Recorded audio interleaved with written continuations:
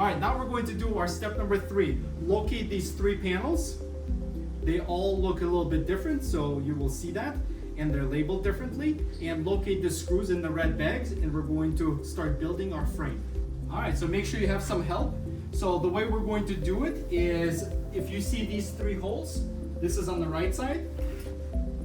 This part right here, the one that I'm holding, is going to be in the back.